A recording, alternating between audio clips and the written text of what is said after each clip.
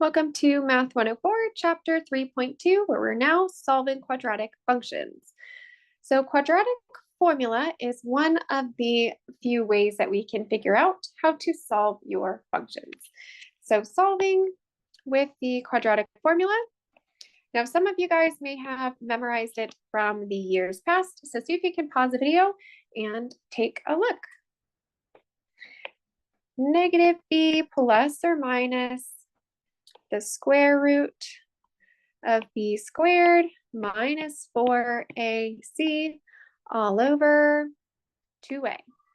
Now, where are the a, b, c's coming from? Well, they are coming from your quadratic equation. So you'll see here you have a number, or you have your a, b, c's listed, which will go hand in hand with how you put them in here. So let's try it out. So solve using the quadratic formula. So what I like to do is I like to list out my ABCs, A, B, and C. So you have -3, 4, and 6. So if we have x is equal to -b plus or minus the square root of b squared minus 4ac all over 2a, then we have -4 plus or minus the square root of 4 squared minus 4 times -3 times 6 all over 2 times -3. So we can go ahead and punch that into your calculator. Now, I'll show you how to do if it's asking for a like an exact solution. So I'll do that right now, and then we'll also practice punching it into your calculator. So to find your exact solution, wow, I wrote really large on this one.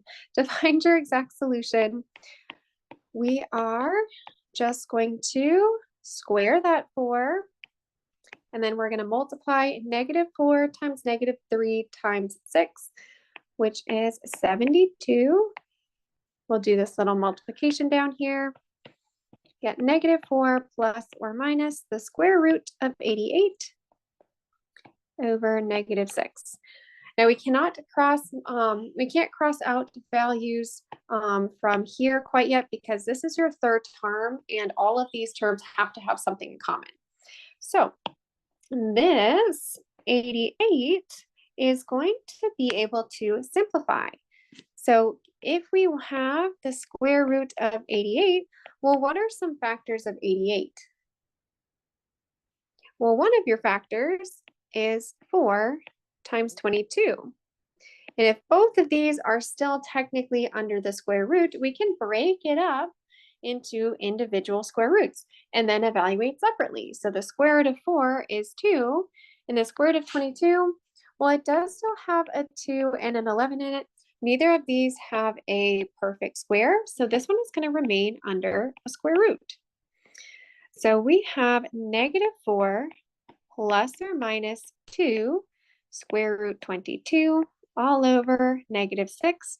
Now that all three terms have something in common, we can go ahead and cancel out a 2 from the mix. So we have -2 plus or minus 2 square root 22. Oops, so sorry, I actually canceled out that 2, didn't I? That a little closer. Divided by a -3. Now notice that you also have negatives in common, so we can go ahead and cancel out these negatives as well. And this one being a plus or minus, when we go ahead and cancel out the negative, all it does is make this become a negative positive, which is the exact same thing right here. So this would be your final exact solution. There are two solutions here, one being 2 plus square root of 22 over 3, and the second being 2 minus square root 22 over 3. So this is how you can do it algebraically. Now let's practice doing it graphically. So on your graphing calculators, we are going to enter in your formula, y equals negative 3x squared plus 4x plus 6. So there you see your solutions, your x-intercepts. And if we were to click on it, we are given 2. And if we were to actually go ahead and punch these values into your calculator, which is what we're going to do next, we should see these values pop up. So let's go ahead and put this into maybe a scientific calculator. So if we have negative 4, and we'll do one of your solutions first, actually. Yeah, let's try to punch it in all at, no, I don't like it when you guys do it all at once. Let's do 2 plus the square root of 22 divided by 3. So notice you get the 2.23 that we saw previously. And again, enter. We have 2 minus square root of 22 divided by 3. And there you have the negative 0.8968 show up. And again, these are more like rounded values that are out on here. Same thing with your graph. So they might not exactly align, but they are very, very close. Now we can also punch it into your calculator all at once.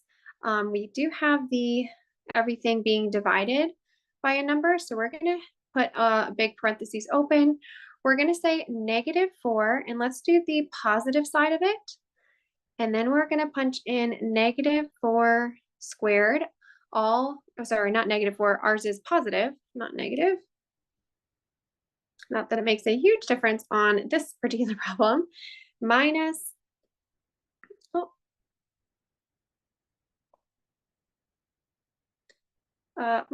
there we go. 4 times negative 3 times 6. Close that parentheses. Close that one out and hit divide by 2 times 3. We said this negative 3, negative 6. Okay, so notice you'll see that exact same answer happening again. And let's change this one to the subtraction. And then you have the other value as well. So just be super careful as you're going through and putting it into your calculators. So you can either do it by quadratic formula or by the graphing calculator. Now, one thing about the quadratic formula, while it is long, this will always work, which is super, super nice. Whereas if we're talking about factoring, while it is a lot quicker and easier, does not always work out for us. It will work, but not in every single case. It has to be under certain conditions. So when we're talking about simple factoring, simple meaning that it's really quick and easy. This comes from having a leading coefficient of 1 or negative 1. So if this is the case, then we're going to be looking at the last term, your constant, and figure out, well, what are the coefficients, not coefficients, what are the factors of 21? So factors of 21 are 1 and 21, and 3 and 7. Now, of those factors, what can add or subtract up to positive 4? So 1 and 21 will not ever make a 4. However, if we rearrange it so that we have a negative 7, a negative 3 and a positive 7, that'll make it a positive 4, while also multiplying them together with those signs will give us a negative 21. We need to make sure we still have a negative 21 while also still having a positive 4. So once you find your signs, then we can go ahead and put this right into parentheses. Now this is considered fully factored. If we are asked to solve, however, find your x-intercept, this is not considered finished. So this would be fully factored.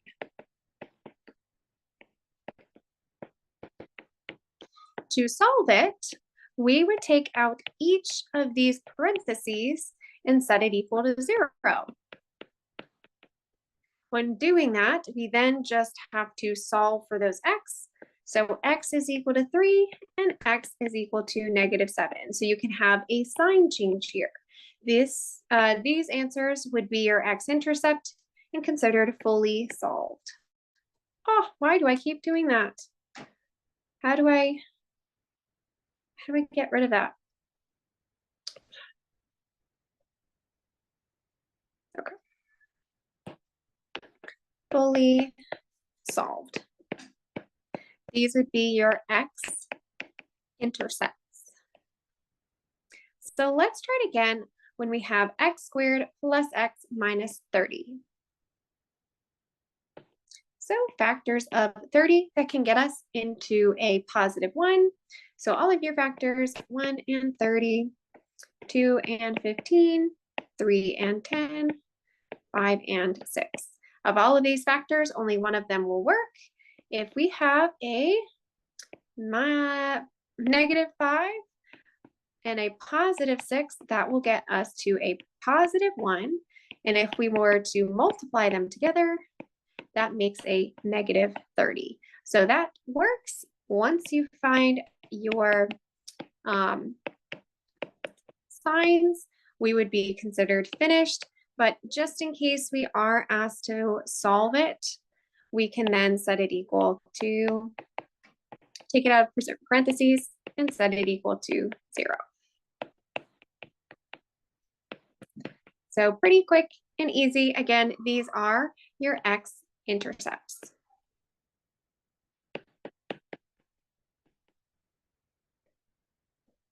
Now let's see complex factoring.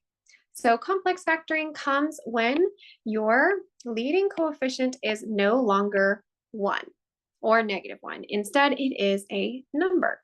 So we always want to check for a GCF, your greatest common factor, seeing if there is a number that can be taken out sooner rather than later. So 3, 5, and 2, unfortunately, have nothing in common. They do not share any x's in common, so we're going to have to just do complex factoring. So complex factoring, I just show in this class factor the AC method. So first, I like to label all of our values here. We have A, B, and C. And so with the AC method, we're going to multiply A times C. So 3 times 2, which equals 6.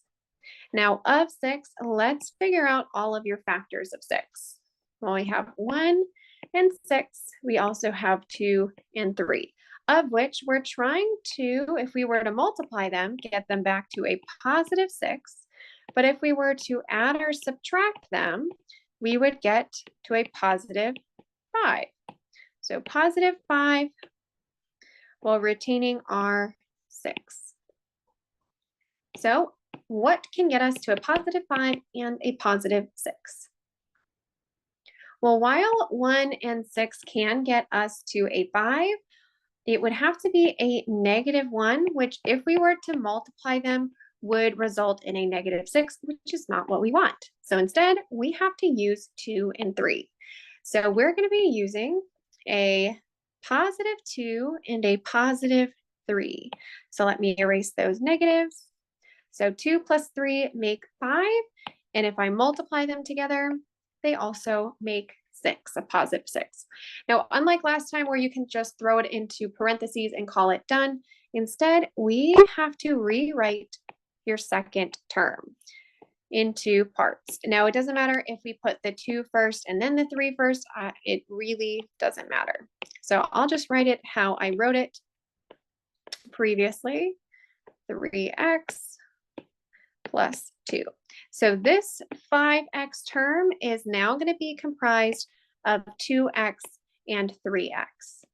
And then we're going to factor by grouping. We're going to group your first 2 terms and your last 2 terms and see what do they have as far as a GCF. So looking at your first term, we have 3x squared plus 2x. What do they share? Well, they both have an x in common. Now, if you are not able to do factoring by GCF, please go back to chapter 3 intro. So we factor out an x, we leave behind a 3x plus 2. Now let's do it again for your other terms. Now notice that we have a 3x plus 2 already, and if they have nothing in common, we can actually factor out a positive 1. We don't want to change anything. Now, even better, we want to make sure at the very end of this factoring process that these two values match. These two, come on, green, that these two, they match.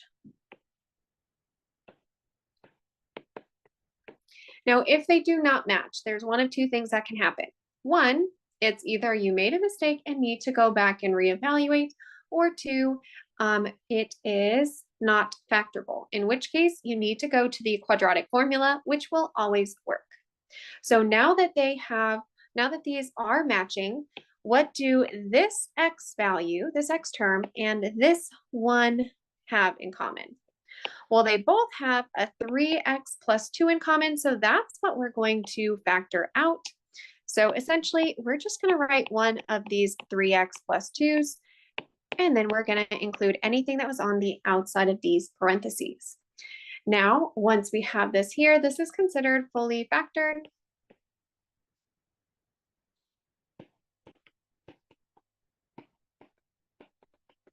So now let's go to solve it. So we're going to take them out of parentheses and set them equal to 0. So this one is x is equal to -1. This one is subtracting the 2, dividing by 3, 2/3. This would be considered fully solved.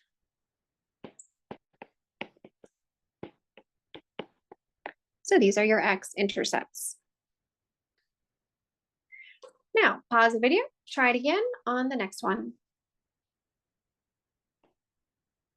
Okay, so do 12, 9, and 2 have anything in common? No. Do they share any x's in common? No. So no GCF can be pulled out at this time. So we have 12, -9, and 2.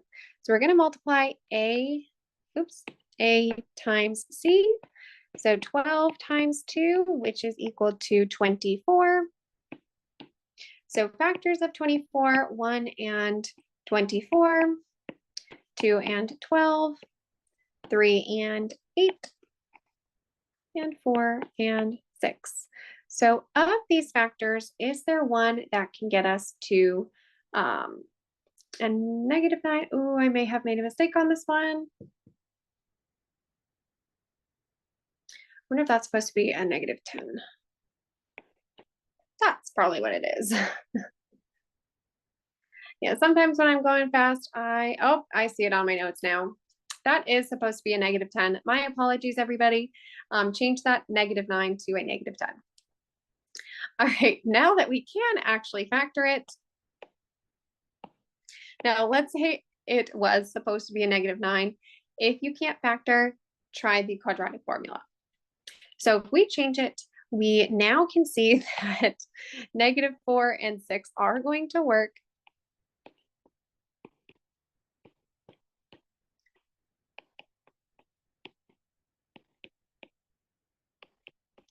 So if we take 4 and 6, and they have to be both negative in order to have a -10, they would both have to be subtracted.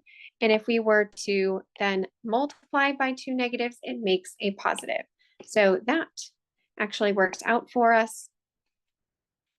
So let's rewrite your question. -4x minus 6x plus 2. Again, we rewrite this -10 in its parts, -4 and -6x. Then we're going to go to factor by grouping. Grouping the first two, grouping the last two. So 12 and 4, They both share a 4, so we can take out a 4. They both also have an x in common. Now, leaving behind, we have a 3x minus 1 in common. So when we factor it out on our next side, we really want a 3x minus 1 to pop up. So looking at it again over here, we do have a 2 in common and nothing else. But better, we have right now, let's say we factored out actually a positive 2. We're left with negative 3x plus 1. Now, how close is this to this one? It's pretty close, but it is not so much in their signs. So instead, if we were to factor out a negative 2, that would solve our problems. It would make it so that we now have a negative 1 and a positive 3, which will match our parentheses, which means we are going to bring these together on the outside, 3x minus 1 over here. And one thing we need to do, one thing that I didn't realize after I changed this 10, do you now have a GCF? We do. We have a 2 in common, which if you don't hit it right away here, it will come into play right here. So let's take out the 2 to make 2x minus 1 and 3x minus 1. So this would be considered fully factored. Now, when we go to solve it, we do not need to set 2 equal to 0 because that's nonsense. So instead, just anything in parentheses, or if it has an x value, if that had like a 2x over here, then you can. But 2 equals 0 doesn't make sense.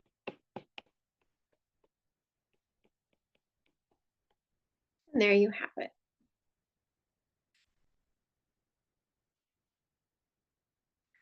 Okay. So we just talked about the difference of factoring and solving. Factoring, we look like we have just a pair of parentheses at the very end. Solving, when we go to finish it out, is x equals a certain number. So be super careful. Some of your homework might ask you to factor, others might ask you to solve. So factor and solve if possible. Again, do whatever method you feel most comfortable with, whether that is factoring. I'm sorry, it just say, yeah, factor if possible, solve however you like. So I would say, yeah, try and factor a couple to get some practice. You can also use quadratic formula, or you can use your graphing calculator. Just pick one that you feel most comfortable with. Now, I will be factoring the majority of these just to kind of get you some more exposure.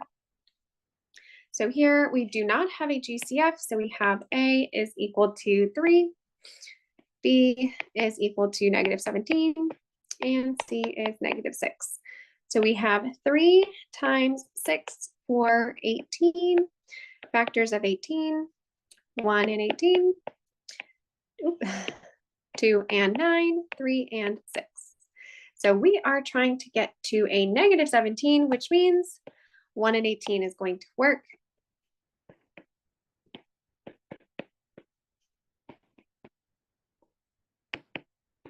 We need a negative 17 out. Oh, and actually ours is a negative 18 because the 6 is negative, which means our 18 is negative and your 1 is positive. So positive 1 and a negative 18 for negative 17. 1 and negative 18 will make negative 18. So we have 3x squared minus, no, plus 1 plus 1x minus 18x minus 6. Factor by grouping, we get x, 3x plus 1, a negative 6 for 3x plus 1. So then we get x minus 6 and 3x plus 1. Fully factored, fully solved.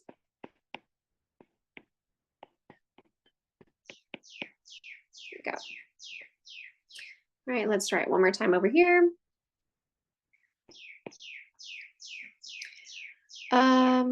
let's see, 63, that is 7 and 9. That would be a plus and a minus, x plus 7 and x minus 9. Notice that this one is the quicker version because a is not equal to 1, or sorry, a is equal to 1. And there you go. All right, now these two are always nice to factor because these are called the difference of squares. There's no addition of squares or sum of squares. It is just a difference of squares. We can rewrite this equation as x squared minus, and notice that this x squared is in fact squared itself. So if we were to do it again with this 9, what number squared is 9? Well, 3 squared is 9. So if we can recognize that, then we can write out 2 x's and 2 3's, and we're nearly done with the vectoring. We just alternate signs, x minus 3, x plus 3. We can always double check all of these factored forms by foiling to see if we can get back to the original. That would be fully factored, fully solved, plus minus 3. Trying it one more time, making all of these values have a perfect square. So notice that there's subtraction. 4 is a perfect square, x is a perfect square, 25 is a perfect square. And if you already know how to factor these, feel free to skip this method. This is just for anybody who has not done it before. Almost fully factored, just change your signs.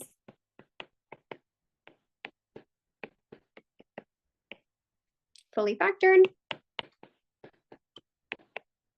and fully solved. Okay, so that is your factoring in a nutshell. Again, if you are doing it graphically, make sure you're just looking for your x-intercepts. So I'm just going to write here, graphically, look for x-intercepts. Now, how does this relate to chapter 3 graphing? Well, because we're looking for your x-intercept, that same idea is if we have something like this. The graph shown below is y equals to x squared minus 9.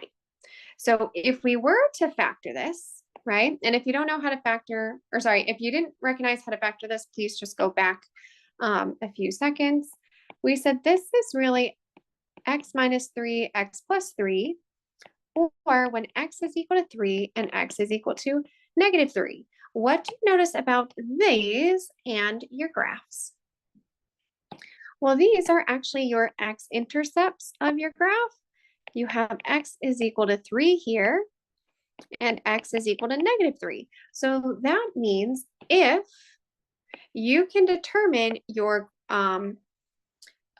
x-intercepts of your graph, you can actually go backwards and create an equation. So let's say you didn't even know this equation here. Let's do this. Let's say you didn't know any of this and you were just given this graph and it said, hey, make an equation. Great. Well, you can work backwards. You can put this into parentheses. You can say, well, this is really x plus 3 parentheses, x minus 3 parentheses, put them together, make sure that this is either positive in front, or if it's upside down here, it would be negative.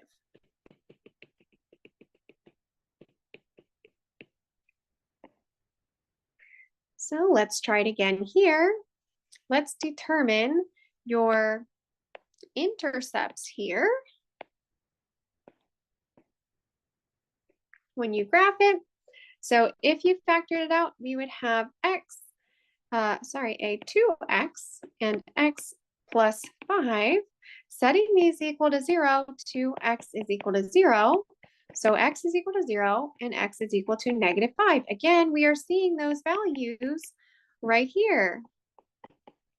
So by placing these back into parentheses, or if you're a GCF, right?